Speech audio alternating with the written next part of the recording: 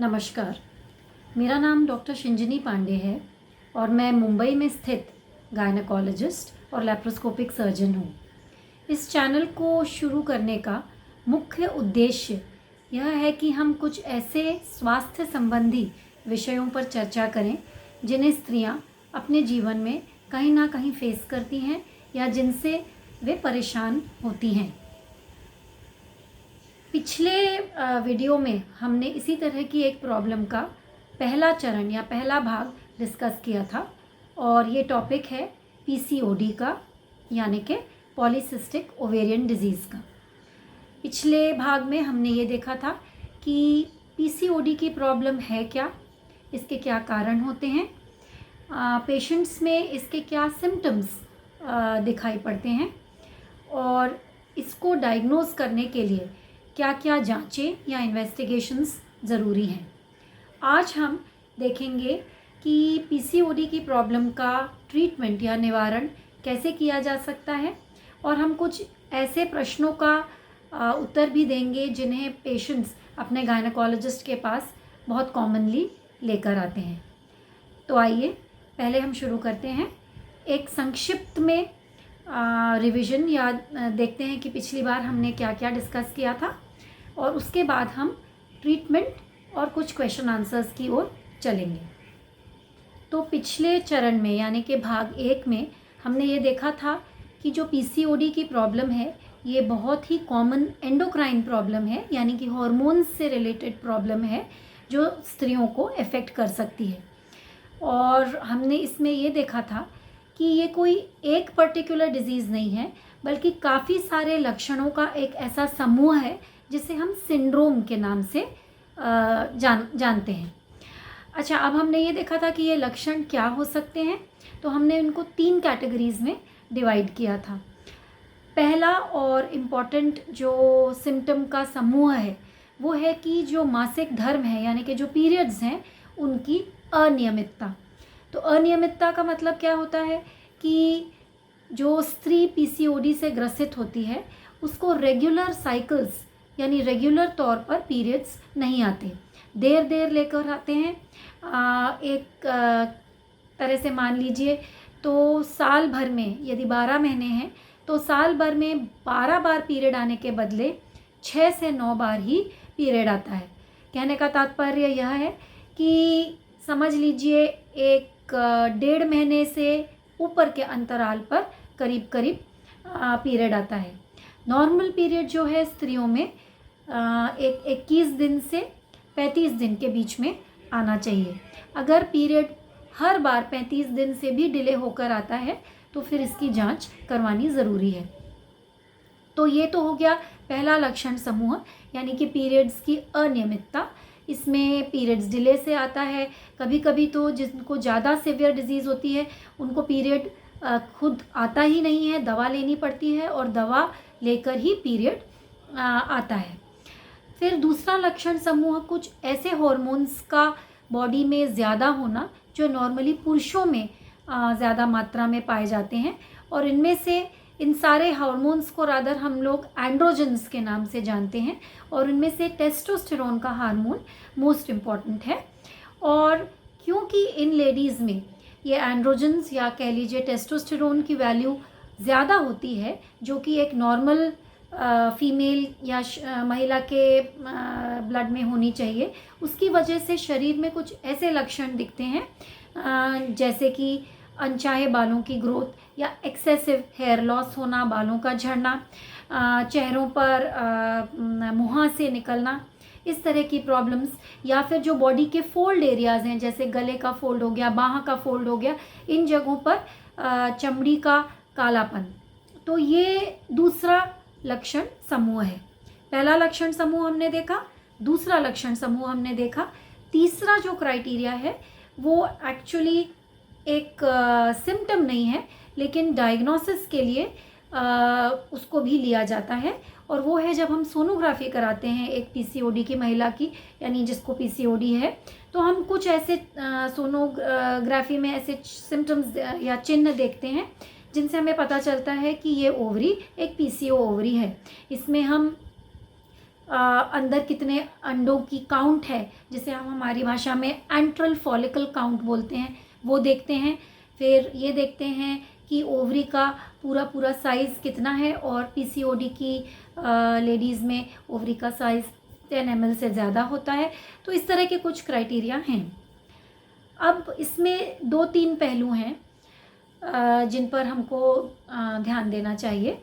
पहला पहलू ये है कि जो पीसीओडी की महिला है, यानी पीसीओडी की प्रॉब्लम से ग्रस्त महिला है, उसको अपनी लाइफ में, यानी कि समझ लीजिए जब वो छोटी है, जब उसके पीरियड्स शुरू होते हैं 12 साल, 13 साल, 14 साल, एक अलग सिम्टम्स परेशान करेंगे। जब वो एक रिप्रोडक्टिव एज ग्रुप में आती है, यानी जब उसकी माँ बनने की क्षमता होती है, तो एक अलग लक्षण समूह से वो ग्रसित हो सकती है। और जब 40 या उसके ऊपर की उम्र आती है तो कुछ ऐसे अलग लक्षण आते हैं जिनको उसको फेस करना पड़ता है। तो प्रॉब्लम्स सब पीसीओडी के अंदर ही माने जाते हैं, पर एज वाइज प्रॉब्लम्स चेंज हो सकते हैं। तो पहले हम समझते हैं कि जो ये पीरियड्स की अनियमितता हमने बात करी, अब इसको हम अनियमित छोटी लड़कियों में कैसे बोलें, क्योंकि आप सभी को पता है कि जब किसी भी लड़की का मासिक धर्म शुरू होता है, चाहे वो 12 साल हो, चाहे 13 साल हो, तो एक अराउंड 51% गर्ल्स को शुरुआत के 6 महीने में पीरियड्स रेगुलर आता ही नहीं, चाहे वे नॉर्मल भी क्यों ना हो, पर पीरियड्स रेगुलर होने को टाइम जा सकता है। खाली 49% ही ऐसी लड़कियां हैं जो शुरुआत के ही साइकिल शुरुआत से ही जिनको पीरियड्स बिल्कुल रेगुलर आते हों। तो हम क्या करते हैं, जब हमको इस तरह का डाउट होता है कि यंग गर्ल में पीसीओडी है, तो हम एक तो पहले ये देखते हैं कि हम 2 साल का टाइम देते हैं एक पीसीओडी डायग्नोसिस के लिए। हम 2 साल का टाइम उस लड़की को देते हैं कि इस 2 साल में, शुरुआत के 2 सालों में उसका पीरियड सेटल होता है कि नहीं, रेगुलर होता है कि नहीं, ये देखते हैं। तो ये तो हो गया पहले। समझिए 14 साल पर किसी गर्ल को या लड़की को पीरियड शुरू हुआ, फिर वो उसकी मदर के साथ आती है कि मदर लेकर आती है, नॉर्मली माँ लाती है कि भाई इसको सब फ्रेंड्स को पीरियड रेगुलर आ रहा है, इसको 3 महीने में नहीं आता, 4 महीने में नहीं आता, फिर आता है तो बहुत हैवी ब्लीडिंग हो जाती है। तो एकदम से हम इन लक्षण समूह को पीसीओडी है ऐसा नहीं हम डायग्नोस करते। हम 2 साल का टाइम देते हैं कम से कम, कि एक कुदरती रूप से जो साइकिल की जो एक शुरुआत की प्रॉब्लम है, जिसको सेटल होने में टाइम जाता है, उसको हम एक टाइम देते हैं। पर हम माइंडफुल ये रहते हैं कि हो सकता है आगे जाकर ये लड़की पीसीओडी की कैटेगरी में बैठे, पर इसके लिए कुछ एक्स्ट्रा दवा या इलाज इस तरह से नहीं करते हैं। दूसरी चीज़ ये हो गई, जब हम यंग गर्ल्स में पीसीओडी की डायग्नोसिस करते हैं तो हम एक तो पहले तो हम 2 साल देखते हैं शुरुआत में ज़्यादातर कि जो साइकिल का पैटर्न है वो कितना इरेगुलर है, वो रेगुलर हो पा रहा है कि नहीं हो पा रहा। दूसरा लक्षण समूह जो है, जो मेल हॉर्मोन्स की इंक्रीज़ वाला लक्षण समूह है, उनको भी ध्यान से देखते हैं, और स्पेशली इनके लिए हम ब्लड टेस्ट्स करवाकर ये डॉक्यूमेंट करने की कोशिश करते हैं कि वाकई में मेल हॉर्मोन्स की मात्रा ज़्यादा है। तीसरा जो समूह है लक्षणों का, यानी कि सोनोग्राफी पे भी जब ओवरी का साइज़ बड़ा आता है, तब जब ये तीनों सिम्टम्स छोटी लड़कियों में पाए जाते हैं, तो ही हम इनको पीसीओडी का डायग्नोसिस देते हैं। नॉर्मली एल्डर लेडीज़ में, यानी कि जो और बड़ी लड़कियां लेडीज़ हैं, उनमें हम 3 में से 2 ही अगर लक्षण हो जाएं पॉजिटिव, तो हम उनको पीसीओडी की कैटेगरी में डाल सकते हैं। अब पीसीओडी ऐसी चीज़ हो गई जो आप समझिए कि मैंने आपको समझाया कि हर स्त्री के जीवन में एक अलग स्टेज पर अलग प्रॉब्लम प्रेजेंट कर सकती है। नॉर्मली जो यंग लड़कियां हैं, समझिए 15 साल, 17 साल, 20 साल, ये एक अलग टाइप के प्रॉब्लम से अपने डॉक्टर के पास आती हैं। इनको ज़्यादातर पीरियड्स की इरेगुलरिटी की चिंता होती है, और ज़्यादा चिंता उनको होती है कॉस्मेटिक अपीयरेंस की। इनके मुहासे ज़्यादा होते हैं, हेयर ग्रोथ अपर लिप पर, ये हमने सब पिछले वीडियो में डिस्कस किया है। तो ये कॉस्मेटिक अपीयरेंस की प्रॉब्लम से ज़्यादा डॉक्टर्स के पास आती हैं। इसके बाद सेकंड पार्ट समझिए, 22 से 32 35 ईयर्स की जो कैटेगरी है, उसमें नॉर्मली जब मैरिज हो जाती है या they want to conceive, pregnancy चाहती हैं लेडीज़, तो many of these ladies find it difficult to conceive, यानी उन्हें प्रेगनेंसी धारण करने में तकलीफ़ होती है। तो जो ये ज़्यादातर इस एज में जो लेडीज़ आती हैं डॉक्टर्स के पास, वो एक तो पीरियड्स की प्रॉब्लम और दूसरा प्रेगनेंसी की इच्छा से आती हैं। फिर इसके बाद धीमे धीमे अगर प्रॉब्लम अनकंट्रोल्ड रहती है और पीसीओडी सिवियर फॉर्म की है, तो एक 40 के उम्र के अराउंड ऐसी लेडीज़ में, मैंने आपको पिछली बार भी बताया था, डायबिटीज़ होने की चांस बढ़ जाती है। बल्कि अगर आप स्टैटिस्टिक्स देखेंगे तो ऐसा कहा जाता है कि करीब करीब 50% यानी 50% स्त्रियां जो पीसीओडी से ग्रस्त हैं, उनको 40 की उम्र के बाद डायबिटीज़ की या टाइप 2 डायबिटीज़ की प्रॉब्लम शुरू हो जाती है। ऐसा भी देखा गया है कि नॉर्मली जो पीसीओडी से ग्रस्त स्त्री है, वो करीब करीब उनमें से 40 से 80% स्त्रियां मोटापे की शिकार होती हैं। और मोटापा जो है वो पीसीओडी की प्रॉब्लम के सिम्टम्स भी और भी बढ़ा देता है। इसके अलावा जो मोटापा है वो पीसीओडी के साथ साथ एक्ट करता है और आगे जाकर डायबिटीज़ की टेंडेंसी, हार्ट डिजीज़ेस होने की टेंडेंसी, लिवर में फैट इकट्ठा होने की टेंडेंसी भी बढ़ा देता है। ऐसा माना जाता है कि जो पीसीओडी की स्त्री है, उसको एक नॉर्मल स्त्री से यदि हम देखें तो 3 गुना ज़्यादा रिस्क है आगे जाकर ब्लड प्रेशर और हार्ट की प्रॉब्लम्स होने का। और एक बहुत इम्पॉर्टेंट पहलू है यहाँ पर, वो ये है कि ऐसी स्त्रियाँ जो पीसीओडी का शिकार हैं, उनको डिप्रेशन या मानसिक रूप से स्ट्रेस रिलेटेड प्रॉब्लम्स होने का भी चांस काफ़ी हाई होता है। तो इस तरह से जो एक पीसीओडी से ग्रस्त स्त्री है, उसको मैनेज करने के लिए लाइफ लॉन्ग एक हमको उनके सिम्टम्स के बेसिस पर एक ट्रीटमेंट सोचना पड़ता है। एक कोई पर्टिकुलर इलाज नहीं है जो कि देकर स्त्री को कम्प्लीटली नॉर्मल किया जा सकता है। कोई भी स्त्री जब डॉक्टर के पास आती है तो डॉक्टर को उसकी अवस्था और उसकी प्रॉब्लम्स देखते हुए उसके ट्रीटमेंट का डिज़ाइन करना पड़ता है। तो इसमें हम ये देखते हैं कि उसकी एज क्या है, उसकी रिक्वायरमेंट क्या है, और कुछ ऐसे चेंजेस उसके लाइफस्टाइल में हम लाने की कोशिश करते हैं जिससे जो आगे आने वाली प्रॉब्लम्स हैं वो ना फेस करें, और जो अभी जो तात्कालिक प्रॉब्लम जिससे वो आई है डॉक्टर के पास, यानी आप समझ लीजिए चाहे पीरियड की प्रॉब्लम हो, चाहे पिंपल्स की प्रॉब्लम हो, हेयर के लॉस की प्रॉब्लम हो, वो सबको हम डायरेक्टली उस समय पर ट्रीट करते हैं। अब इसके आगे हम एक स्टेप वाइज मैनर में ये देखते हैं कि ट्रीटमेंट किस तरह से एक डॉक्टर डिज़ाइन करता है अपने पेशेंट के लिए। बल्कि ये कहना चाहिए कि इस प्रॉब्लम के लिए हर एक डॉक्टर को अपनी पेशेंट को इंडिविजुअलाइज करके, यानी पेशेंट की रिक्वायरमेंट के लिए क्या ट्रीटमेंट है, उस हिसाब से ही ट्रीटमेंट देना चाहिए। तो अब हम समझते हैं कि जब एक पीसीओडी के लक्षण लेकर कोई भी स्त्री डॉक्टर के पास जाती है, अपने गायनेकोलॉजिस्ट के पास जाती है, तो किस मैनर में पहले उसकी एक सिस्टमैटिक मैनर में जांच होती है, और उसके बाद यदि डायग्नोसिस पीसीओडी की बनती है तो किस तरह से इसका निवारण करने के लिए सोचा जाता है। तो पहले एक बात याद रखनी चाहिए कि जब भी कोई पीसीओडी के सिम्टम्स में बैठता है, जिसके सिम्टम्स पीसीओडी के हैं, पीरियड्स की प्रॉब्लम है, मैंने समझाया, स्किन रिलेटेड इश्यूज़ हैं, हेयर रिलेटेड इश्यूज़ हैं, तो जब वो गायनेकोलॉजिस्ट के पास ऐसी महिला जाती है तो पहले उसकी एक सिस्टमैटिक रूप से, यानी पूरी तरह से जांच होती है, जिसमें सब चीज़ देखी जाती है कि बाकी की चीज़ें जो कि एक पीसीओडी की डायग्नोसिस को की तरफ पॉइंट करती हैं, जैसे समझ लीजिए ब्लड प्रेशर देखा जाएगा, वेट देखा जाएगा मोस्ट इम्पॉर्टेंटली, और हम एक वेट और पेशेंट की हाइट का एक रेशियो बनाते हैं जिसे हम बोलते हैं बॉडी मास इंडेक्स, यानी कि BMI।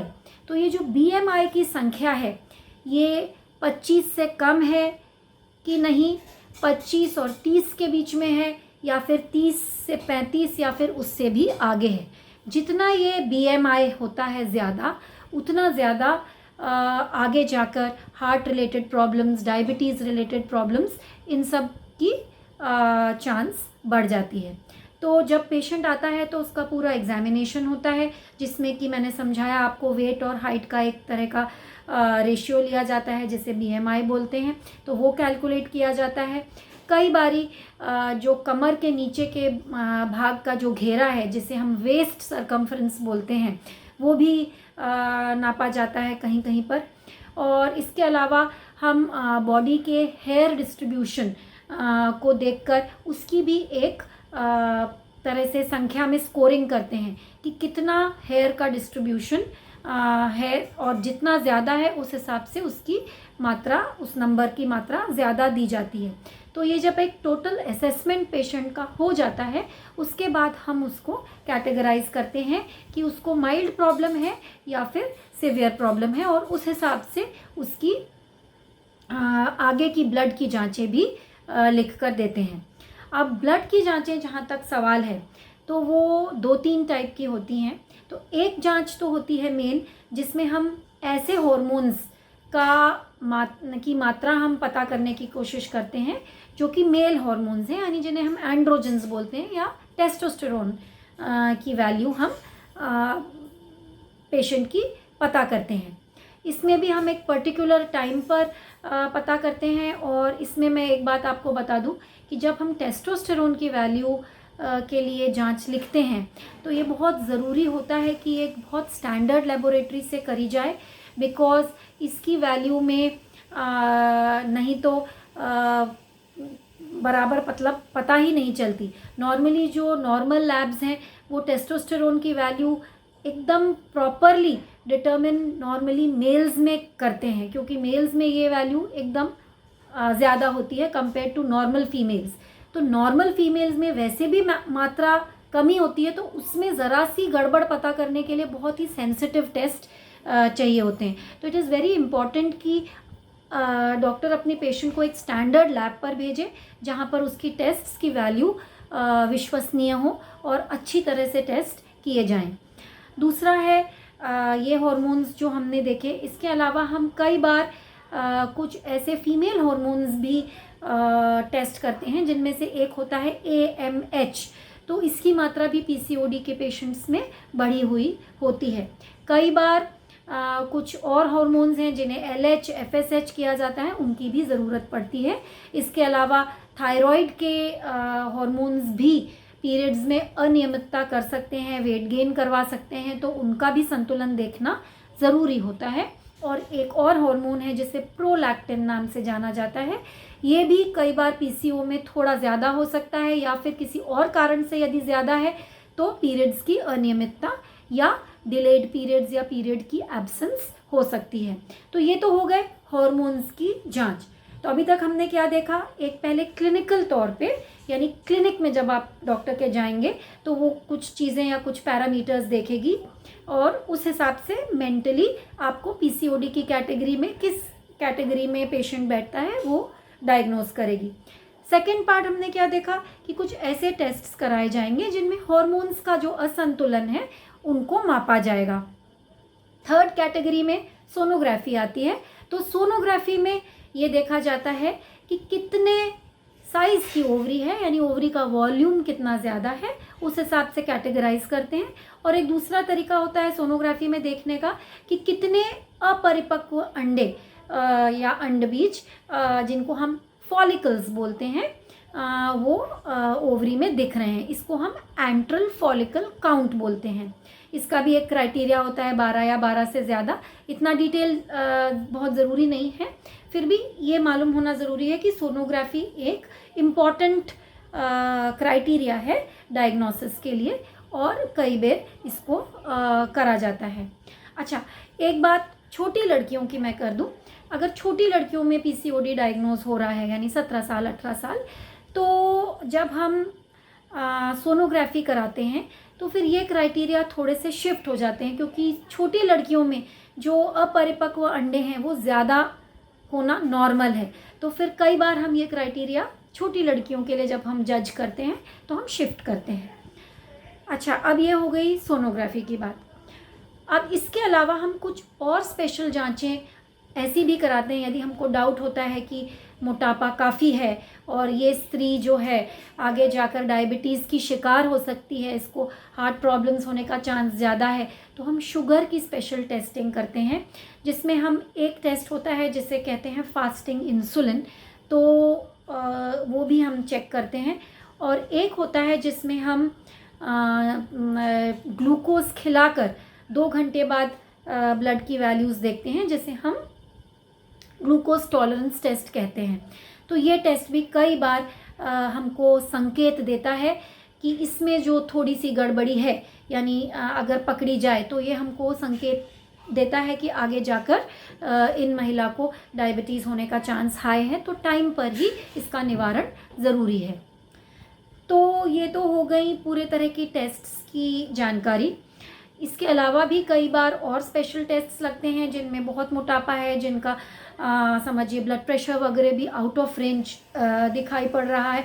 उनमें लिपिड प्रोफाइल, यानी शरीर में फैट्स की संख्या कितनी है, तो वो हम एक देखते हैं। कई बार ऐसी स्त्रियों में जो कोलेस्ट्रॉल की वैल्यू है वो बढ़ी हुई होती है, और जो बैड कोलेस्ट्रॉल होता है जिसे एलडीएल कहते हैं, और स्पेशली एक और जिसे ट्राइग्लिसराइड्स कहते हैं, ये बढ़े हुए होते हैं। तो इनका टाइम पर कंट्रोल होना, टाइम पर निवारण होना बेहद ज़रूरी है। इसलिए ये सारे टेस्ट्स एक डिपेंडिंग अपॉन पेशेंट को किस तरह का प्रेजेंटेशन है उस हिसाब से आपका गायनेकोलॉजिस्ट एडवाइस कर सकता है। एक बार इन सारे टेस्ट्स जो भी ज़रूरी हैं इनमें से उनको करके एक फर्म डायग्नोसिस पीसीओडी की बन जाए, उसके बाद बात आती है ट्रीटमेंट की।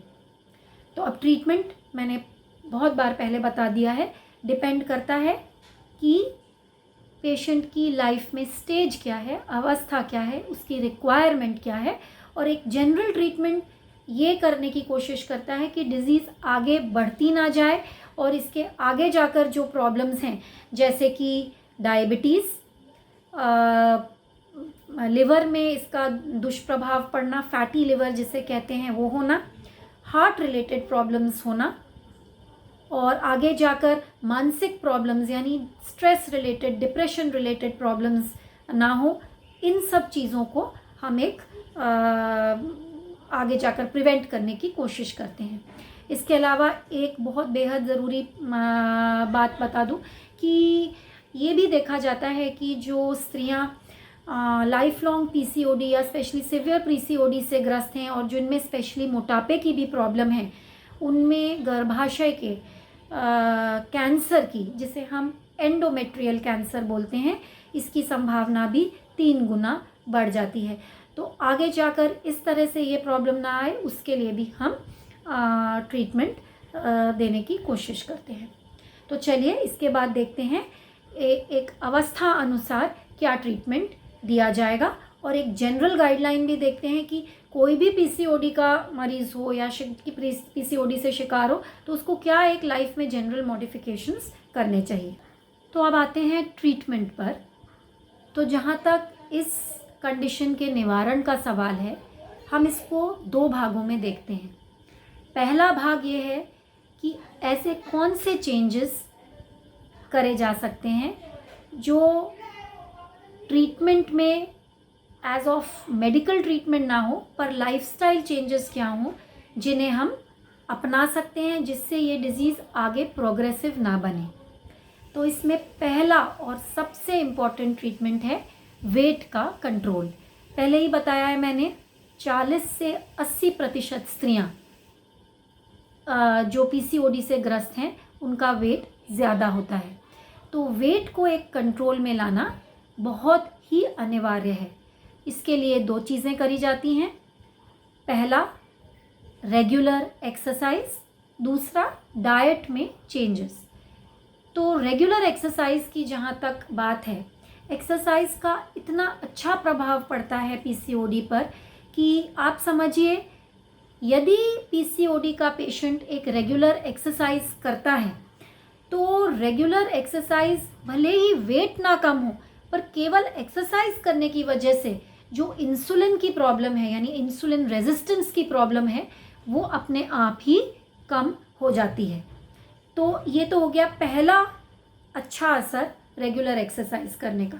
दूसरा, जब एक पीसीओडी की महिला रेगुलर एक्सरसाइज करके और डाइट कंट्रोल करके अपना वेट कम करती है और केवल 5 से 10% उसका बॉडी वेट कम होता है, करीब करीब एवरेज लगा लीजिए 7%, 7% अगर वेट कम हो जाए तो अपने आप ही पीरियड्स नियमित होने की चांस बढ़ जाती है। इसका कारण ये है कि जो अंडबीज हर महीने फूटता नहीं था, जिसकी वजह से जो नॉर्मली कैसा होता है, जब हर साइकिल में के मध्य भाग पर अंडबीज फूटता है, ओवरी का ओव्यूलेशन होता है, तो ओव्यूलेशन के बाद एक दूसरा हार्मोन जिसे हम प्रोजेस्टेरोन बोलते हैं, उसका बढ़ना चालू होता है और इसकी वजह से पीरियड आता है, इसकी शेडिंग की वजह से पीरियड आता है। तो क्योंकि प्रोजेस्टेरोन आता ही नहीं ब्लड में, क्योंकि अंडबीज फूटता ही नहीं है, तो इस वजह से इन लेडीज़ को पीरियड्स अनियमित होते जाते हैं।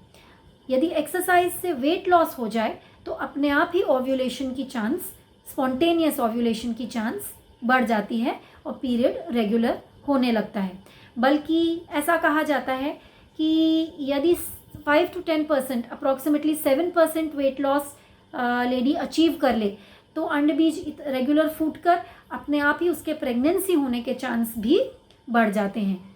तो ये तो बहुत इम्पॉर्टेंट क्राइटेरिया हो गया, एक रेगुलर एक्सरसाइज को अपनाना जीवन में और उसको एज अ डिसिप्लिन अपने लाइफ में इनकलकेट करना, या फिर व्यायाम को एक इस तरह से लेना कि जैसे वो बहुत ज़रूरी भाग हो अपने जीवनचर्या का। मतलब तो अब इसमें दूसरी बात यह है कि कितना एक्सरसाइज करना चाहिए, 1 घंटा 2 घंटा, कोई क्राइटेरिया है क्या कि इतना एक्सरसाइज मेरे लिए बस हो गया?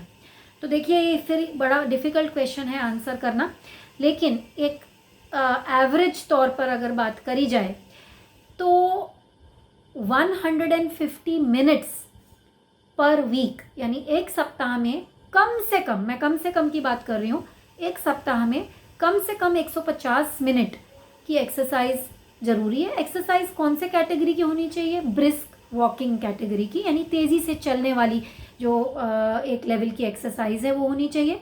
और यदि आप इसको विभाजित करेंगे तो 150 मिनट करीब करीब आता है आधा घंटा सप्ताह में 5 दिन, या यदि आप रोज़ कर रहे हैं तो 22-25 मिनट रोज़ एक्सरसाइज मिनिमम। अब ये तो हो गई एक्सरसाइज की बात। तो इसमें क्या हमने सीखा कि रेगुलरिटी इज़ इम्पॉर्टेंट। 1 महीना खूब एक्सरसाइज करी, फिर 1 महीना बैठ गए तो कोई फ़ायदा नहीं है। एक्सरसाइज को अपने जीवन में इस तरह से अपनाना है जैसे कि एक उसको अपनी दिनचर्या में पूरी तरह से ले ही लेना है, रोज़ ही जाना है। कोई स्पेशल जिम की ज़रूरत नहीं है, यदि फैसिलिटी है तो ठीक है, लेकिन अगर नहीं है फैसिलिटी तो आप केवल ब्रिस्क वॉकिंग या तेज़ी से टहलेंगे तो भी उसको एक एडिक्वेट एक्सरसाइज कैटेगरी में डाला जा सकता है।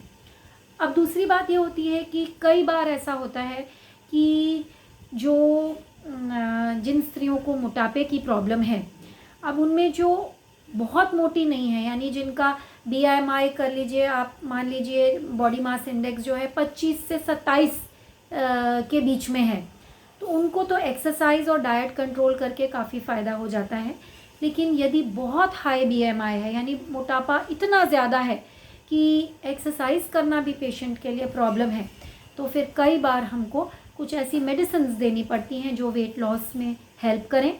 और ऐसी मेडिसिन्स मार्केट में अवेलेबल हैं जिनके साइड इफ़ेक्ट्स भी हैं, पर यदि आप उनको लेने का फ़ायदा देखें नुकसान के कंपैरिजन में, तो क्योंकि वो वेट लॉस में हेल्प करती हैं, तो साथ में थोड़ा वेट लॉस होने के बाद जो पेशेंट है वो फिर एक्सरसाइज करने की उसकी कैपेसिटी भी बढ़ती है, तो उसका फ़ायदा अपनाया जा सकता है। पर ये मेडिसिन बहुत लॉन्ग टर्म नहीं लेनी चाहिए। शुरुआत में वेट कंट्रोल के लिए, थोड़ा इनिशियल वेट लेसन करने के लिए इनका एक रोल हो सकता है। दूसरा पॉइंट ये है कि यदि कोई वेट लॉस वाली मेडिसिन यूज़ कर रहा है तो उसे ये बात याद रखनी चाहिए कि इस दौरान जब वेट लॉस वाली मेडिसिन पेशेंट ले रहा है तो वो टाइम पर प्रेगनेंसी नहीं होनी चाहिए, क्योंकि ये प्रेगनेंसी के लिए मेडिसिन हानिकारक हो सकती हैं। अच्छा, अब ये तो हो गई मेडिसिन्स वेट लॉस के लिए इनका रोल। मेडिसिन्स जो हैं ये केवल उसी कंडीशन में दी जाती हैं जब एक डॉक्टर, एक फिजिशियन सोचता है कि काफ़ी ज़्यादा वेट है और खाली एक्सरसाइज और डाइट कंट्रोल से पेशेंट नीचे नहीं ला पाएगा, बल्कि बहुत हैवी लोग एक्सरसाइज कर भी नहीं पाते, थोड़ा वेट गिरता है तो उनकी एक्सरसाइज करने की कैपेसिटी बढ़ जाती है। इसके अलावा हम एक थर्ड कैटेगरी डिस्कस करते हैं जब पेशेंट इतना हैवी वेट होता है जिसे हम ओबेसिटी की कैटेगरी में डाल देते हैं, यानी जिसका BMI 27 या इवन 30 से ऊपर हो। तो ऐसे लोगों को नॉर्मली, इनमें से काफ़ी लोगों को डायबिटीज़ और हार्ट रिलेटेड प्रॉब्लम्स ऑलरेडी होती हैं। तो ऐसे लोगों को कई बार, स्पेशली जब 35 के ऊपर बॉडी मास इंडेक्स चले जाता है या वेट बहुत ज़्यादा बढ़ जाता है, तो ऐसे लोगों को कई बार वेट लॉस के लिए एक सर्जरी करी जाती है जिसे बेरियाट्रिक सर्जरी बोलते हैं। कभी कभी कुछ स्मॉल परसेंटेज ऑफ पेशेंट को ये भी एडवाइस करी जा सकती है। अब सर्जरी का एक लिमिटेड रोल है, ये उन्हीं पेशेंट्स के लिए एडवाइस करी जाती है जो बहुत ज़्यादा मोटे होते हैं और जिनका कोई तरीका नहीं है कि वे एक्सरसाइज कर पाएँ या फिर खाली डाइटरी कंट्रोल से जिनका वेट लॉस हो और जिनके ऑलरेडी वेट की वजह से बॉडी में, हार्ट में सब तरह की अलग अलग तरह की मेटाबॉलिक प्रॉब्लम्स आ गई हैं। नॉर्मली जो ये वेट लॉस की सर्जरी है इसका काफ़ी ड्रास्टिक इन्फ्लुएंस होता है वेट पर, और इसके बाद अगर प्रॉपर केयर ली गई तो काफ़ी लोगों को वेट लॉस अच्छी मात्रा में हो जाता है और जो सारे हार्मोन्स का इम्बैलेंस वगैरह है वो भी एक संतुलन में आ जाता है।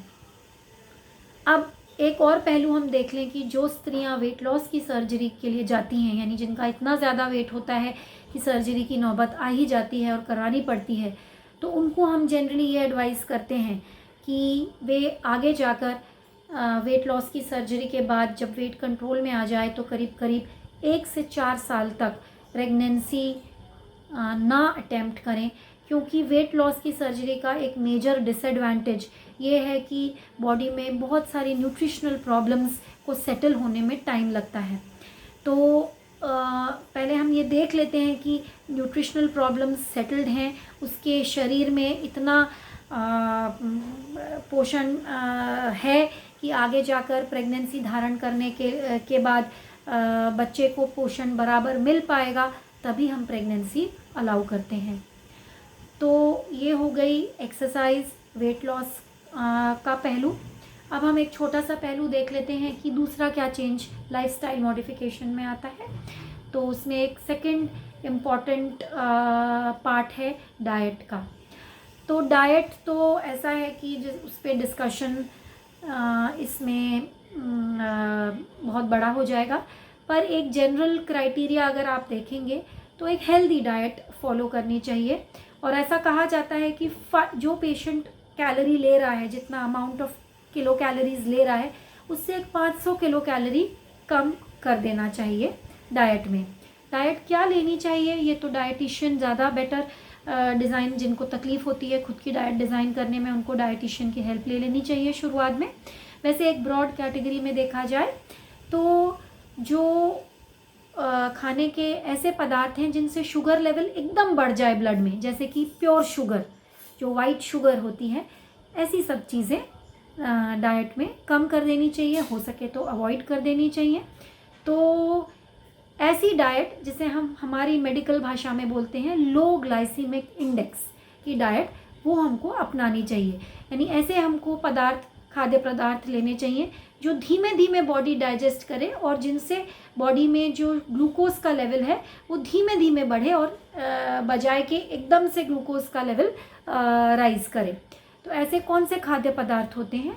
तो ऐसे बहुत सी चीज़ें हैं, सारे ही जो सीरियल्स हैं जिनमें आउटर कोट होती है, जैसे आप समझ लीजिए ब्राउन राइस हो गया, जो प्रॉपर आटे हैं, जो ये अपने बाजरे के आटे हो गए, रागी के या नाचनी बोलते हैं उसका आटा हो गया। फिर इसके अलावा जो जितनी दालें हैं जिनमें स्पेशली छिलके वाली दालें हैं, ये सब अच्छी मानी जाती हैं। इसके अलावा हरे साग, सब्जियां, फल, फ्रूट जिसमें रफेज की वैल्यू ज़्यादा होती है, वो भी सब हेल्दी मानी जाती है। तो ड्राई फ्रूट्स भी हेल्दी माने जाते हैं, स्पेशली बादाम और अखरोट। तो ऐसा कोई पर्टिकुलर फोर्स नहीं है कि यही खाओ वो ही खाओ। डाइट एक संतुलन में होना चाहिए। जंक फूड या पैकेज्ड फूड्स जो हैं उसमें पैकेज्ड फूड्स में बहुत सारे अवगुण होते हैं, तो नॉर्मली पैकेज्ड फूड्स अवॉइड करना चाहिए। शुगर्ड ड्रिंक्स हो गई, आजकल की जनरेशन सब एरिएटेड ड्रिंक्स लेती है, कोक हो गया, पेप्सी हो गया, ये जनरली अवॉइड करना चाहिए। और जो वाइट शुगर यानी चीनी की मात्रा, शक्कर की मात्रा जो आप लाइफ में अपना रहे हैं उसको कम करना चाहिए। नेचुरल शुगर्स जो फ्रूट्स वगैरह में प्रेजेंट होती हैं वो ले सकते हैं। तो ये तो हो गई डाइट की बात। अब इसके बाद हम देखते हैं कि और क्या लाइफस्टाइल मॉडिफिकेशन कर सकते हैं। तो क्योंकि मैंने आपको ऑलरेडी पहले बताया है कि ऐसी स्त्रियों में स्ट्रेस और डिप्रेशन रिलेटेड प्रॉब्लम्स भी कॉमन होती हैं, बल्कि दुगना होती हैं। तो ऐसे लोगों को जो बाकी लाइफस्टाइल मॉडिफिकेशंस हैं, जैसे समझ लीजिए मेडिटेशन हो गया या जो भी music, meditation, whatever helps you to relax yourself, that should be done. And last but not the least, सोने का समय यानी जो आप स्लीप आवर्स ले रहे हैं वो बहुत ही इम्पॉर्टेंट है। और प्रॉपर स्लीप लेना हार्मोनल बैलेंस के लिए और एक बॉडी के रिदम को मेंटेन करने के लिए एकदम ज़रूरी है। इसीलिए स्लीप पैटर्न्स एक रेगुलर करना एक बहुत ही इम्पॉर्टेंट पहलू है। तो ये सारे जो अभी तक मैंने बात करी, ये थे ऐसे चेंजेस जो एक पीसीओडी की स्त्री को अपने लाइफ स्टाइल मॉडिफाई करके अपनाने चाहिए, जो उनको बेनिफिट ज़रूर करेंगे। इसके आगे हम एक डायरेक्टेड ट्रीटमेंट देखते हैं कि क्या ट्रीटमेंट किस अवस्था पर दिया जा सकता है पीसीओडी को हेल्प करने के लिए या हटाने के लिए। तो now let us discuss the treatment. अब हम ऐसे देखेंगे जिस अवस्था के अनुसार हम हैंडल करते हैं वो समझना इजी होता है। तो पहले आते हैं एक वेरी यंग गर्ल यानी छोटी लड़कियों को जब पीसीओडी की डायग्नोसिस हो जाती है। तो मैंने पहले ही समझाया जल्दबाजी तो होती नहीं है इस डायग्नोसिस में, लेकिन 18-19 साल की जब लड़कियां आती हैं जो कंफर्म्ड पीसीओडी हैं, तो नॉर्मली ये 3 प्रॉब्लम्स से आती हैं। बहुत सारी लड़कियों को पीरियड्स के लिए चिंता होती है और पीरियड्स इनको अनियमित आते हैं, 3-3 महीने, 4-4 महीने और भी ज़्यादा। और जब आते हैं तो क्योंकि जो जब रुका हुआ पीरियड आता है तो कई बार वो बहुत हैवी आ सकता है और कई लड़कियां इनमें से हैवी ब्लड लॉस भी फिर सफ़र करती हैं और उसकी वजह से इनको एनीमिया यानी हीमोग्लोबिन कम होना इसकी भी प्रॉब्लम होती है। तो इसके लिए हम कुछ ऐसी मेडिसिन्स देते हैं जिन्हें हम बर्थ कंट्रोल पिल्स या फैमिली प्लानिंग के लिए जो मेडिसिन्स दी जाती हैं वही उन्हीं का इस्तेमाल कई बार किया जाता है। तो उनसे क्या होता है कि पीरियड एक साइक्लिक मैनर में यानी महीने महीने के अंतराल पर इनको पीरियड आ जाता है। तो क्योंकि ये टाइम से पीरियड आता है तो फिर बहुत हैवी ब्लीडिंग नहीं होती है।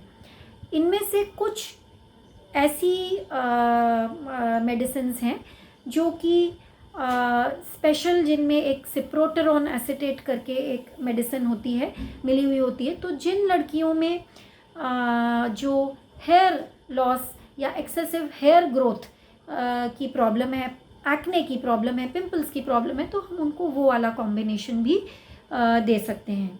कई बार अगर प्रॉब्लम सिवियर नहीं है तो हम केवल यंग गर्ल को ऐसा देते हैं कि अगर उसको पीरियड 45 डेज़ या 2 महीने से ज़्यादा हो गया तो केवल 5 दिन की प्रोजेस्टेरोन की ट्रीटमेंट दे देते हैं कि टाइम पर पीरियड आकर शेड आउट हो जाए। तो इस टाइम पर बहुत ज़्यादा एग्रेसिव ट्रीटमेंट नहीं किया जाता है, सिर्फ इतना देखा जाता है कि पीरियड बहुत सारे दिनों तक रुके ना, क्योंकि अगर बहुत दिन तक रुकेगा तो फिर बहुत हैवी ब्लीडिंग आएगी, उल्टा एनीमिया होगा और ये ठीक नहीं है। तो हम एक 1.5 से 2 महीने के अंतराल पर या तो 5 दिन की छोटी मेडिसिन या ऐसा कुछ देते हैं कि जिससे पीरियड अंदर की यूट्रस की लाइनिंग शेड आउट कर जाए। यदि बहुत सिवियर दूसरी प्रॉब्लम्स हैं, कॉस्मेटिक प्रॉब्लम्स सिवियर हैं, वाकई में बहुत एक्सेसिव हेयर ग्रोथ है या फिर एक्ने है, पिंपल्स बहुत सिवियर हैं, तो फिर कभी कभी हम बर्थ कंट्रोल पिल्स यदि 18-19 के ऊपर की एज है तो देते हैं। छोटी लड़कियों में इनका इस्तेमाल नहीं किया जाता है बर्थ कंट्रोल पिल्स का। अच्छा, दूसरी चीज़ ये है कि फिर हम ये देखते हैं कि जब ये यंगर एज ग्रुप की लड़कियां आती हैं तो ये बहुत बार ट्रबल्ड होती हैं अपने कॉस्मेटिक अपीयरेंस से, यानी मुहासों से, जो स्किन में कालेपन के चेंजेस आते हैं उनसे, एक्सेसिव हेयर ग्रोथ से।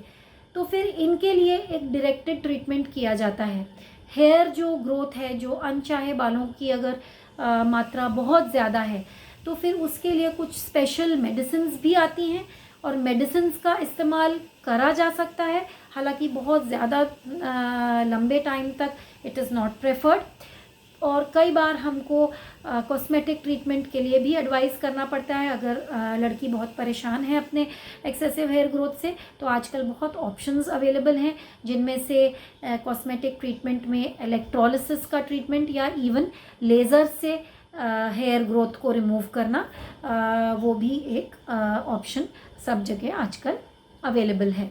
तो उससे काफ़ी ज़्यादा कॉस्मेटिक इम्प्रूवमेंट होता है और मनोबल ऐसी लड़कियों का बढ़ता है। मैंने पहले भी बताया ऐसी स्त्रियों को डिप्रेशन का शिकार होने का चांस ज़्यादा होता है और एक प्राइमरी रीज़न डिप्रेशन का यंग गर्ल्स में या कह लीजिए कोई भी एज में ये है कि they don't see their body image well. तो बॉडी इमेज को परसीव करने की जो प्रॉब्लम है, क्योंकि नॉर्मली ऐसी लड़कियों को मुहासे हो सकते हैं, एक्सेसिव हेयर ग्रोथ हो सकती है और पहले बताया गया है मोटापे की शिकार हो सकती हैं।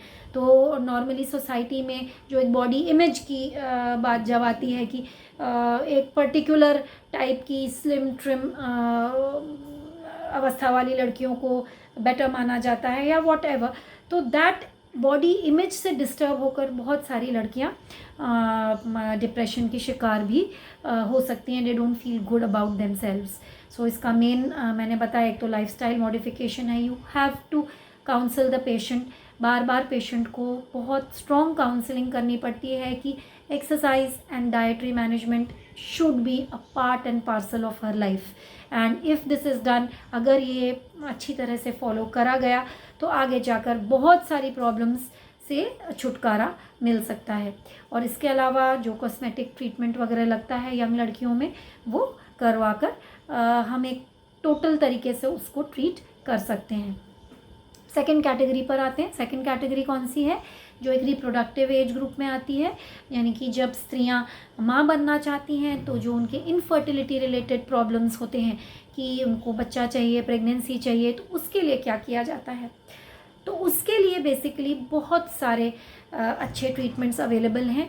इस समय हर मेडिसिन का नाम लेना इस पेशेंट टॉक में कोई ये नहीं है, सही नहीं है, पर बहुत सारी ऐसी मेडिसिन्स हैं जिनसे अंड बीज फूटना, यानी जिसे हम इंग्लिश में या मेडिकल लैंग्वेज में ओव्यूलेशन कहते हैं, तो ओव्यूलेशन इंडक्शन के लिए यानी ओव्यूलेशन कराने के लिए बहुत सारी बेहतरीन मेडिसिन्स अवेलेबल हैं। इंजेक्शंस फॉर्म में भी अवेलेबल हैं और वो डिपेंड करता है आपका गायनेकोलॉजिस्ट आपकी डिज़ीज़ की सिवियरिटी देखकर इनका इस्तेमाल करेगा। अच्छा, दूसरी बात यह है कि इसके लिए कुछ तो ऐसी मेडिसिन्स हैं जो डायरेक्ट ओव्यूलेशन कराने में एक्ट करती हैं, और कुछ ऐसी मेडिसिन्स भी कई बार गायनेकोलॉजिस्ट यूज़ करते हैं जो कि नॉर्मली डायबिटिक पेशेंट्स को दी जाती हैं। इसमें से मैं एक मेडिसिन का नाम लेती हूँ जिसे हम बोलते हैं मेटफॉर्मिन। तो मेटफॉर्मिन एक नॉर्मली एक ऐसी दवा है या ऐसी टैबलेट है जो नॉर्मली डायबिटीज़ के पेशेंट्स में काफ़ी कॉमनली यूज़ करी जाती है। तो डॉक्टर जब एक पीसीओडी की लेडी को ये प्रिस्क्राइब करता है तो ये इसलिए नहीं दे रहा है कि वो कहीं से उसको डायबिटीज़ हो गई हो, डायबिटीज़ ना भी हो तो भी ये दी जाती है कई बार, क्योंकि ये जो मेडिसिन है ये जो इंसुलिन की मात्रा हाई होती है या इंसुलिन रेजिस्टेंस का जो स्टेट होता है जिसकी वजह से हेयर ग्रोथ ज़्यादा होती है, जिसकी वजह से ओव्यूलेशन नहीं हो रहा, उस लेवल पर ट्रीट करती है। तो ये भी एक अच्छी मेडिसिन है।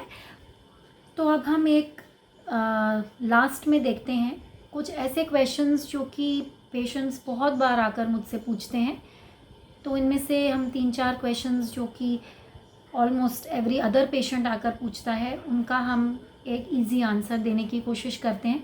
हालांकि हर पेशेंट के लिए आंसर डिफरेंट होता है, बट फिर भी ज़्यादातर पेशेंट्स जो कि एक रिप्रोडक्टिव एज ग्रुप में हैं वे सबसे कॉमनली ये पूछते हैं कि will I be able to become pregnant, यानी प्रेगनेंसी आने में मुझे कितनी प्रॉब्लम होगी और मैं प्रेग्नेंट तो हो पाऊँगी ना। तो इसका आंसर बहुत सरल है। नॉर्मली पीसीओडी जो है ये इतनी कॉमन प्रॉब्लम है और आजकल इसका ट्रीटमेंट बहुत वेल चैनलाइज्ड है। बहुत प्रोटोकॉल्स आसानी से इसके फॉलो किए जा सकते हैं और आजकल की मेडिसिन्स इतनी अच्छी आ गई हैं कि जो प्रेगनेंसी के लिए जो मेन हमको चाहिए होता है, यानी अंड बीज का फूटना, ओव्यूलेशन होना, उसके लिए बहुत अच्छे मेडिकल ट्रीटमेंट्स भी आ गए हैं। एक और यहाँ पर मैं पहलू आपको बताना चाहूँगी कि कई बार जब पूरा मेडिकल मैनेजमेंट फेल हो जाता है, यानी हम हर तरह की जब दवाएं ट्राई कर चुके होते हैं और इंजेक्शंस भी कई बार कई पेशेंट्स में ट्राई किए जा चुके होते हैं पर प्रेगनेंसी नहीं रहती, तो हम कभी कभी एक सर्जरी के द्वारा पीसीओडी की प्रॉब्लम्स को ट्रीट कर सकते हैं। इसमें हम बेसिकली इस सर्जरी को हम दूरबीन मार्ग से करते हैं और इसे हम बोलते हैं लैप्रोस्कोपिक ओवेरियन ड्रिलिंग। मैं बार बार बताना चाहूँगी कि ये जो सर्जरी है ये केवल चुनिंदा पेशेंट्स में ही करनी चाहिए जिनमें काफ़ी सारे साइकिल्स ट्राई किए गए हों। कई बार ऐसा होता है कि 6-8 महीने पेशेंट अलग अलग दवाइयों से ओव्यूलेशन कराने की उसकी कोशिश करी जाती है। कई बार इन दवाइयों की वजह से बहुत सारे अंडे एकदम से उठ जाते हैं या किसी किसी पेशेंट्स को एक इंजेक्शंस की वजह से एक OHSS करके प्रॉब्लम हो जाती है जिसमें शरीर में थोड़ा पानी वगैरह भर सकता है इत्यादि। तो जब इस तरह का पेशेंट है तो ऐसे पेशेंट्स को हम ये लैप्रोस्कोपिक ओवेरियन ड्रिलिंग के लिए कैंडिडेट कंसिडर कर सकते हैं। इसमें कुछ नहीं होता है ज़्यादा खास, एक लैप्रोस्कोपिक सर्जरी से यानी कि दूरबीन मार्ग से हम ओवरी के अंदर एक स्पेशल इंस्ट्रूमेंट से एनर्जी देते हैं। एनर्जी मतलब थर्मल एनर्जी, यानी कि ओवरी को ड्रिल किया जाता है थर्मल एनर्जी से।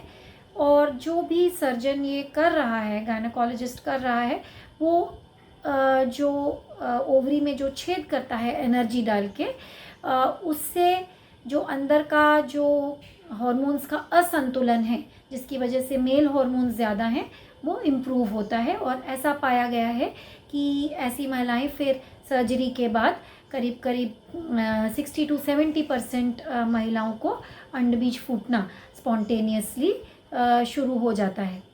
लेकिन मैं बार बार बता दूं, ये सर्जरी केवल बहुत चुनिंदा ग्रुप ऑफ पेशेंट्स में करी जाती है। इसको करने के लिए स्पेसिफिक क्राइटेरिया हैं और ये एक बड़े सोच समझकर एक संतुलित मात्रा में ड्रिल्स यानी छेद ओवरी के अंदर एनर्जी डाली जाती है, डायाथर्मी जिसे हम बोलते हैं। तो वो एक पर्टिकुलर मैनर में करी जाती है और इसको बहुत केयरफुली करना चाहिए, नहीं तो इसकी हानि भी हो सकती है। तो ये तो हो गया ट्रीटमेंट प्रेगनेंसी के लिए, और प्रेगनेंसी के रिज़ल्ट्स जनरली बहुत अच्छे होते हैं। प्रेगनेंसी रह गई तो थोड़ा केयरफुल रहना पड़ता है, क्योंकि पीसीओडी की स्त्रियों में स्पेशली जिनका वेट ज़्यादा है, उनको प्रेगनेंसी के दौरान डायबिटीज़ यानी जेस्टेशनल डायबिटीज़ होने का चांस ज़्यादा होता है। तो प्रेगनेंसी में उस हिसाब से केयर लेनी पड़ती है। सेकेंड क्वेश्चन आता है कि क्या मुझे मेडिसिन लेने ही पड़ेंगे, क्या मैं नॉर्मली प्रेग्नेंट नहीं हो जाऊंगी? तो इसका जवाब बिल्कुल आसान नहीं है। एक इजी उत्तर इसका ये होगा कि यदि वेट बहुत ज़्यादा है या ज़्यादा है, तो वेट लॉस अगर 5 to 10% की कैटेगरी में हो जाए, एक एवरेज समझ लीजिए 7% ऑफ वेट लॉस हो जाए, तो काफ़ी सारी लेडीज़ स्पॉन्टेनियसली ओव्यूलेट करने लगती हैं, यानी उनका अंडबीज नॉर्मली फूटने लगता है, तो उनकी प्रेगनेंसी की चांस बढ़ सकती है। लेकिन वो पेशेंट जो कि मोटी नहीं है, यानी मोटापे से शिकार नहीं है और पीसीओडी की शिकार है, उसको हो सकता है कि आगे जाकर मेडिसिन की हेल्प लेनी ही पड़े। हालांकि ये कोई हार्ड एंड फास्ट रूल नहीं है। बहुत बार पीसीओडी की लेडीज़ में जो एक कभी कभी इरेटिक ओव्यूलेशन हो जाता है, या अपने आप अंडबीज कुछ दिनों बाद फूट जाता है हार्मोन्स के ऊपर नीचे होने के कारण, तो वो प्रेग्नेंट भी स्वाभाविक रूप से हो भी जाती हैं, ऐसा कुछ नहीं है। तो इसका आंसर करना बहुत इजी नहीं है। अब थर्ड हम क्वेश्चन पूछते हैं, मतलब पेशेंट्स पूछते हैं कि पीसीओडी की वजह से स्ट्रेस क्यों रहता है लाइफ में। तो इसका आंसर मैं ऑलरेडी पहले आपको दे चुकी हूँ। बहुत सारे कारण हैं स्ट्रेस के। पीसीओडी का पहला इम्पैक्ट अपने बॉडी के अपीयरेंस पर होता है, और बॉडी इमेज हर किसी इंडिविजुअल के लिए इम्पॉर्टेंट होती है। तो वो पहला एक कारण है कि पीसीओडी की महिलाओं को बॉडी इमेज प्रॉब्लम्स की वजह से डिप्रेशन हो सकता है। दूसरा, ऐसा पाया गया है कि ये लेडीज़ आगे चिंतित रहती हैं। इवन यंग लड़कियों में मैंने देखा है जिनकी इवन शादी भी नहीं हुई है, या प्रेगनेंसी में भी बहुत दूर की बात है, फिर भी उनके मन में कहीं ना कहीं डाउट रहता है कि मैं आगे प्रेग्नेंट हो पाऊँगी कि नहीं हो पाऊँगी। फिर इसके अलावा डायबिटीज़, ब्लड प्रेशर और सो ऑन सो फोर्थ की चिंताएं, स्लीप पैटर्न्स डिस्टर्ब होते हैं बहुतों के। तो ये कारण हो सकते हैं कि ये लेडीज़ डिप्रेशन और स्ट्रेस का शिकार होती हैं लाइफ में। इसके लिए हमने ऑलरेडी डिस्कस किया है कि क्या करा जा सकता है निवारण के लिए। फिर आता है कोई पेशेंट्स ये भी पूछते हैं कि ये जो आप टेस्ट्स करा रहे हैं ये कितने एक्यूरेट हैं, क्या इनकी जानकारी से पक्का पता चल जाएगा कि मुझे पीसीओडी है। तो टेस्ट्स का जहाँ तक सवाल है, बहुत सारे क्राइटेरिया लिए जाते हैं डायग्नोसिस के लिए। जहाँ तक टेस्ट्स का सवाल है, बाकी तो टेस्ट्स बहुत एक्यूरेट होते हैं, पर जब हम एंड्रोजन्स की मात्रा मेजर करते हैं, यानी टेस्टोस्टेरोन की मात्रा मेजर करते हैं, तो हमको ये ध्यान देना पड़ता है कि जो टेस्टोस्टेरोन या फ्री टेस्टोस्टेरोन जो भी मेजर कर रहे हैं वो एक अच्छे लैब से कराई जाए। और कई बार मैंने ऐसा देखा है कि जो टेस्टोस्टेरोन बहुत हाई हो, ऐसा ज़रूरी नहीं है, क्योंकि नॉर्मली ये जो टेस्ट्स हैं ये ज़्यादातर मेल्स की वैल्यू डिटेक्ट करने के लिए डिज़ाइन किए जाते हैं। तो इनकी वैल्यू ज़्यादातर लेडीज़ में जिनको एक्चुअली मेल हार्मोन्स ज़्यादा होने की प्रॉब्लम है, फिर भी उनकी वैल्यूज़ हायर नॉर्मल साइड पर ही आती हैं। तो बड़े ध्यान से गायनेकोलॉजिस्ट को ये देखना पड़ता है कि किस लेवल पर ये हार्मोन की वैल्यू एसेस करी जाए, और फिर उस हिसाब से टारगेट ट्रीटमेंट किया जाए। अब इसके अलावा एक लास्ट क्वेश्चन जो काफ़ी सारी लेडीज़ जो इस डिज़ीज़ के बारे में ऑलरेडी पता करके आती हैं, उनको ये कंसर्न रहती है कैंसर की। और कई बार पेशेंट्स ये भी पूछते हैं कि हमको कैंसर की चांस क्यों हैं ज़्यादा। तो आंसर देने के लिए दो मुख्य कारण हैं कि क्यों पीसीओडी की स्त्री को एक एंडोमेट्रियल कैंसर होने का चांस ज़्यादा होता है। पहला कारण ये है कि एक कुदरत ने जो एक महीने की साइकिल बनाई है कि हर महीने में अंदर की यूट्रस की लाइनिंग झड़नी चाहिए, वो होती नहीं है इन लेडीज़ में। क्यों होता है ऐसा, आपको पहले ही बताया मैंने। जो ईस्ट्रोजन हार्मोन होता है उसकी मात्रा ज़्यादा होती है और ओव्यूलेशन होता नहीं, यानी अंडबीज टाइम से फूटता नहीं है। तो अंडबीज फूटता नहीं है तो जो दूसरा हार्मोन जो एक सेकंड पार्ट ऑफ साइकिल में बढ़ना चाहिए, जिसे हम प्रोजेस्टेरोन बोलते हैं, जिसकी वजह से ही लाइनिंग शेड करती है, जिसकी मात्रा जब बढ़ के गिरती है तो शेड करती है, तो वो ही नहीं हो पाता। तो ईस्ट्रोजन इकट्ठा होते होते लाइनिंग अंदर की जो गर्भाशय के अंदर की जो लाइनिंग है वो थिक होती जाती है। कोई भी चीज़ थिक होते होते होते सालों वही प्रक्रिया हो तो आगे उसमें ख़राब चेंजेस होने के चांसेस बढ़ जाते हैं। पहला कारण तो ये समझा जा सकता है सिंपल तौर पर।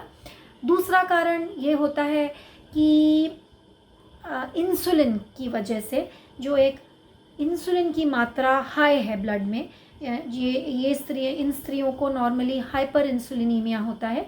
तो इंसुलिन एक ऐसा हार्मोन है जो सेल्स की ग्रोथ करा सकता है, सेल प्रोलिफरेशन करा सकता है। तो सेल्स मतलब जो अपनी अंदर की जो सेल्स हैं, जो यूट्रस की लाइनिंग की सेल्स हैं, उनमें भी फिर इसकी वजह से एबनॉर्मल ग्रोथ, जिसे हम कैंसर के रूप में देखते हैं, वो हो सकता है। कारण जो भी हो, कारण जानना उतना ज़रूरी नहीं है, कारण का निवारण जानना ज़रूरी है। और इसके लिए मेन जो ट्रीटमेंट है वो ये है कि नियमित रूप से यूट्रस की लाइनिंग शेड आउट होनी चाहिए। यानी पीरियड अगर हम नियमित रूप से पेशेंट का करा दें तो ये जो रह कर पीरियड आता है 3 महीना 4 महीना, कभी कभी 6-8 महीना, लोगों को तो इतनी सिवियर प्रॉब्लम होती है कि कई बार आती ही नहीं है महीनों, फिर एक दवा ले लेती है, फिर कई महीनों के बाद पीरियड झड़ता है, ऊपर से साथ साथ में मोटापे की भी शिकार होती हैं। तो ये जो डबल कॉम्बिनेशन है मोटापे का और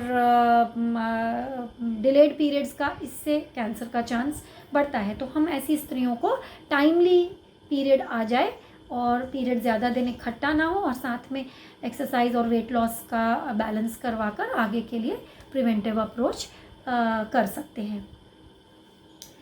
तो ये बेसिकली मेन क्वेश्चंस होते हैं जो पेशेंट्स जिनको लेकर मेरे पास नॉर्मली पेशेंट्स की यही क्वेरीज होती हैं ज़्यादातर पीसीओडी से संबंधित। इसके अलावा यदि आपको कोई प्रश्न हो तो आप नीचे कमेंट बॉक्स पे डाल सकते हैं। नेक्स्ट डिस्कशन में हम इसका डिस्कशन कर लेंगे, उत्तर दे देंगे। और इसके अलावा जो आगे टॉपिक्स जो स्त्री के स्वास्थ्य से संबंधित हैं उन पर हम जो चर्चा करेंगे, उनमें से मैं कुछ फाइब्रॉइड्स, यानी जिसे हिंदी में रसौली बोला जाता है, या फाइब्रॉइड्स की जो गांठ हैं जो बहुत कॉमन है और जिसकी वजह से अलग अलग टाइप की प्रेजेंटेशंस हो सकते हैं, प्रॉब्लम हो सकते हैं, इन पर हम डिस्कशन करेंगे। और इसके अलावा हम एक स्पेशल डिजीज़ कंडीशन जिसे एंडोमेट्रियोसिस बोलते हैं, उस पर भी हम आगे नेक्स्ट 2 टॉक्स हमारी चर्चा की यही होंगी, एंडोमेट्रियोसिस और फाइब्रॉइड। आशा करती हूँ कि आपको इस जानकारी से फ़ायदा होगा और आज के लिए धन्यवाद लेती हूँ। नमस्कार।